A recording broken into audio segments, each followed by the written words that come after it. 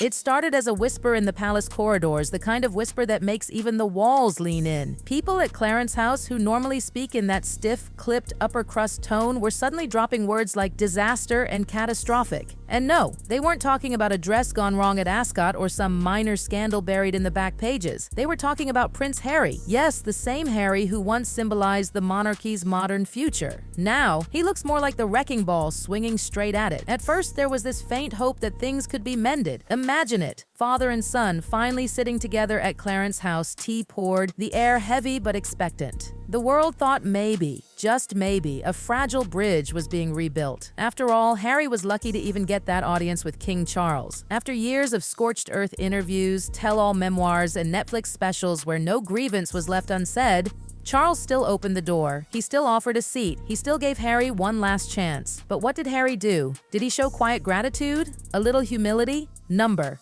Instead, he came in swinging with bizarre claims, murmurs of dark forces, sabotage, conspiracies inside palace walls. It wasn't reconciliation, it was chaos. And for Charles, already carrying the weight of the crown, his health, and the relentless gaze of a nation, this was like trying to cup water in his hands while Harry poked holes straight through his fingers. It wasn't just about one outrageous comment, it was about the pattern. Harry, insiders whisper, burns bridges like other people send text messages. One by one, every friend, every duty, every family tie, charred and abandoned until he's left standing on an island of his own making. Just look at Centiball, his failed charity. What was supposed to be a shining example of his compassion ended up a PR dumpster fire. He publicly clashed with its chairwoman, Sandra Chandela, a woman admired across the board for her integrity. The fallout left the organization in ruins. Once again, Harry took something hopeful and managed to twist it into disaster. And how did the palace respond to all this? Not with fire, not with shouting. No, they pulled out the dagger wrapped in silk, their word, counterproductive, a classic piece of royal understatement. To the untrained ear, it sounds harmless. But royal watchers know that single word carries the weight of an axe. Remember when the late Queen calmly responded to Harry and Meghan's Oprah interview with, "Recollections may vary." That was a velvet sledgehammer. When the palace says counterproductive, what they really mean is dangerous, destructive, and absolutely unacceptable. So let's not sugarcoat it. King Charles's patience has finally snapped. Those close to him say he's mystified, even wounded, by Harry's ability to twist what should have been a chance at healing into yet another public feud. For a man already fighting illness, balancing duty, and holding together the fragile Commonwealth, this was the final straw. And here's the bombshell. Palace insiders confirm it was Charles himself who authorized officials to go on record. That's right. The king gave his blessing for blunt, public statements to be made about his own son. Unprecedented. Royals don't step into the mud like this unless they feel cornered. And Charles was done. Enough was enough. The paranoia spilling out of Harry's mouth was too wild to ignore. Dark forces sabotaging him, invisible enemies plotting from inside Buckingham's gilded walls. Even seasoned courtiers rolled their eyes. Privately, some whispered about his past drug use, weed, psychedelics, the admissions he made in his memoir Spare. Could those days have left scars deeper than anyone realized? Could this paranoia be a side effect of choices made long ago? No one dares say it loudly, but the whispers are there. And it's not just whispers, it's worry. Former allies shake their heads at what Harry's become. A man imprisoned by his own fury. He lashes out, retreats, then lashes out again, alienating everyone in his path. Even charities that once celebrated his involvement now see his presence as a curse. Centiball is the proof, once filled with promise, now a shell of itself, hollow and broken. Across the ocean in Montecito, the contradictions scream louder. Glossy photos of chicken coops, staged smiles in the garden, soft-filtered shots of happiness. But behind those curated images is a man constantly reminding the world how content he is. And nothing screams insecurity like having to say, "I'm happy," over and over again. It's like someone posting endless gym selfies while avoiding the scale. The more Harry insists, the less the public believes. And this is where the palace's icy counterproductive hit lands like a thunderbolt. They weren't just dismissing his words, they were delivering a verdict. You've sabotaged yourself, Harry. King Charles's fury isn't some fleeting temper tantrum. Oh no, This is years of frustration boiling over. People close to the monarch describe him as almost haunted by how his son has twisted every olive branch into a weapon. Imagine that. You extend your hand, and instead of grasping it, Harry uses it to slap you in the face. That's what this latest Clarence House debacle feels like for Charles. A humiliation, a personal betrayal. And this time, the king made sure the world knew he wasn't going to swallow it quietly. That's why he gave the green light for officials to speak on record. It was his way of saying, enough. I won't let my son spin lies about the institution I now lead. Think about how massive that is. Royals usually thrive on silence and coded messages, but Charles broke the code. He essentially told the world, don't believe Harry. Believe me, for a monarch, that's extraordinary. And yet Harry doesn't seem to grasp the gravity of it. Instead of pulling back, he doubled down, feeding this narrative that he's the lone truth teller, the moral cavalry swooping in to save the monarchy while William and Catherine struggle with their own pressures. But let's be real. This is the man who called his family racists, cashed in his grievances on Netflix, and spilled every ounce of tea he could find. And now he wants to help?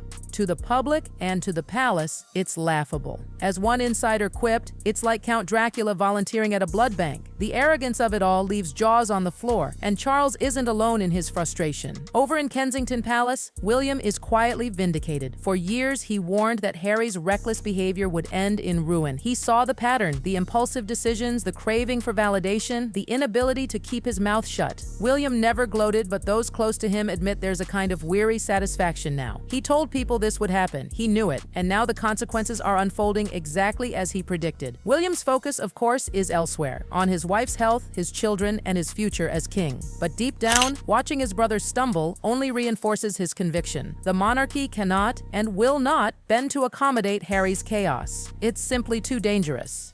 Meanwhile, the public remains divided. Some look at Harry and see a tragic figure. They remember the boy walking behind Diana's coffin, the soldier who risked his life in Afghanistan, the cheeky prince who once charmed the world. To them, today's Harry seems broken, consumed by paranoia, a victim of his own choices. They pity him. But others, they've had enough. They see entitlement, plain and simple. To them, Harry is the least happy millionaire on the planet, raging from a Montecito mansion while ordinary people worry about bills. He talks about sabotage while living in privilege most could never dream of. And every time his team issues one of those stiff, lawyerly denials, it only makes things worse. Take the recent spat with the Sun. Harry's office tried to swat down the paper's story about his meeting with Charles, accusing them of lies and invention. Yet, in the same breath, they confirmed details like gifts exchanged, accidentally giving the paper credibility. It was a rookie move, the kind you simply can't afford when battling an institution as meticulous as the crown. That's the thing people forget. The palace doesn't use words casually. Every statement is sharpened like a blade. When they call Harry's remarks counterproductive, that's not filler language. That's a carefully chosen strike, designed to sting without sparking all-out war.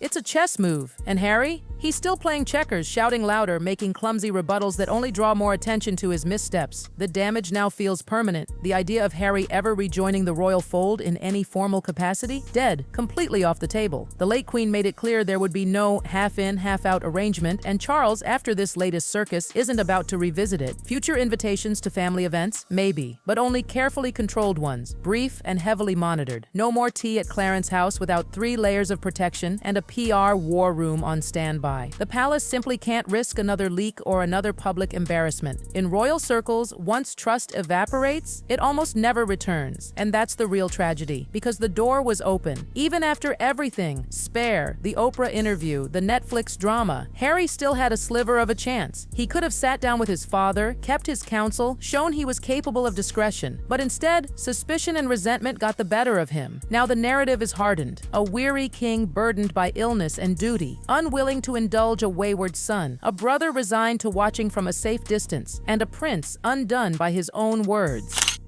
Inside the palace, the mood is pure exasperation. Courtiers who've spent their lives perfecting the art of discretion now describe Harry as a walking crisis. They say the Clarence House meeting, meant to be remembered as a tender reunion between father and son, is now seen as an embarrassment. Worse, some whisper Charles regrets it ever happened, fearing that every private moment with Harry will end up twisted into another public feud. And what about Meghan? The silence is deafening. Some believe she's urging Harry on, others say she's stepped back, tired of the fight. Either way, her absence in this round has done nothing to soften the blow. Instead, it highlights just how isolated Harry has become. The sad irony? Harry still seems convinced he's helping, convinced he's the truth-teller, the whistleblower, the hero. But the reality is starker. The monarchy rolls forward, with or without him. William and Kate prepare for their reign, Charles shoulders the weight of the crown, and Harry? He stands outside the gates, shouting into the wind, convinced his voice still matters. And maybe once it did. Maybe once Harry was the charming, cheeky spare who could bring fresh life into the monarchy. But now he's a cautionary tale.